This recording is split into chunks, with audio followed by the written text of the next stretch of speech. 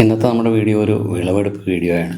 അതായത് blue Java, ice cream banana എന്നൊക്കെ പറയുന്ന, അതുപോലെ നമ്മുടെ ചാരപ്പൂവൻ എന്നൊക്കെ പറയുന്ന ഒരു വാഴയുടെ ഇനം നമുക്ക് തൃശ്ശൂരിൽ വിളവെടുക്കാനായിട്ട് പറ്റി.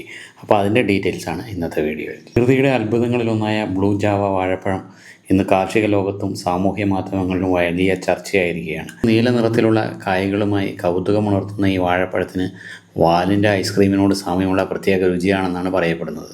സാധാരണ പഴങ്ങളിൽ നിന്നും തികച്ചും വ്യത്യസ്തമായി ഐസ്ക്രീമിൻ്റെ അതേ രുചിയും മയവും നൽകുന്നതുകൊണ്ട് തന്നെ ലോകമെമ്പാടുമുള്ള ഫുഡ് ബ്ലോഗർമാരും കർഷകരും ഇതിനെ കൗതുകത്തോടെയാണ് നോക്കിക്കാണുന്നത്. കാഴ്ചയിലുള്ള കൗതുകം മാത്രമല്ല, ഇതിൻ്റെ രുചി വൈവിധ്യവും ആളുകളെ ഇതിലേക്ക് ആകർഷിക്കുന്നു. നമ്മുടെ നാട്ടിലെ കാലാവസ്ഥയിലും വളരെ വിജയകരമായി കൃഷി ചെയ്യാൻ കഴിയുന്ന ഒന്നാണ് ബ്ലൂ ജാവ അല്ലെങ്കിൽ ഐസ്ക്രീം ബനാന. നമ്മൾ തൃശ്ശൂർ മണ്ണൂത്തിയിലെ ഒരു നഴ്സറിയിൽ നിന്നും ഒരു വർഷം മുമ്പ് ഏകദേശം 1000 രൂപ കൊടുത്തൊരു തൈ വാങ്ങി വെച്ചതാണ്. അപ്പോൾ അത് വലിയൊരു വാഴയായി കൊലച്ചു, അതിൻ്റെ കായ് മൂത്തു. അപ്പോൾ അത് നമ്മൾ പഴുത്ത് അതിൻ്റെ വിളവെടുപ്പ് നടത്തിയിരിക്കുകയാണ്. അപ്പോൾ അതിൻ്റെ ടേസ്റ്റ് എങ്ങനെയാണ്, അപ്പോൾ അത് നമുക്ക് പറയുന്നത് പോലെ ഈ ഗുണങ്ങളൊക്കെ ഉണ്ടോ, എന്തൊക്കെയാണ് അതിൻ്റെ ഡീറ്റെയിൽസ് എന്നും നോക്കുന്ന ഒരു വീഡിയോ ആണ്. ശരിക്കും ഇതിൻ്റെ പഴം നല്ല സോഫ്റ്റാണ്, ഒരു ഐസ്ക്രീം പോലെയൊക്കെ തന്നെയുണ്ട്. സാധാരണ വാഴപ്പഴങ്ങൾ പോലെ അത്ര ഹാർഡല്ല, ഭയങ്കര സോഫ്റ്റാണ്. ഇത് നല്ല മധുരമുണ്ട്, നല്ല ടേസ്റ്റും ഉണ്ട്. വാനിലയുടെ ടേസ്റ്റ് ആണോ എന്ന് ചോദിച്ചാൽ അറിയില്ല, പക്ഷേ നല്ല ടേസ്റ്റും ഉണ്ട്. അപ്പം നമുക്ക് അതിൻ്റെ ഡീറ്റെയിൽസ് എല്ലാം കൂടുതലായിട്ട് നോക്കാം. ഇതാണ് ഐസ്ക്രീം ബനാന. ഇത് തൃശ്ശൂരിലുണ്ടായതാണ്. ഇതിനെ നമ്മൾ ബ്ലൂ ജാവ എന്നും പറയും. ആദ്യമായിട്ടാണ് നമുക്കിത് ഉണ്ടായത്. അപ്പം നമുക്ക് ഇതിൻ്റെ ടേസ്റ്റ് നോക്കാം.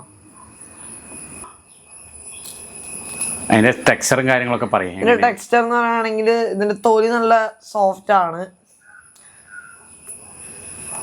പിന്നെ പഴം ബാക്കിയുള്ളതിനെ വെച്ച് നോക്കുമ്പോൾ ഇത്തിരി വ്യത്യാസമുണ്ട് കാണാനായിട്ട്.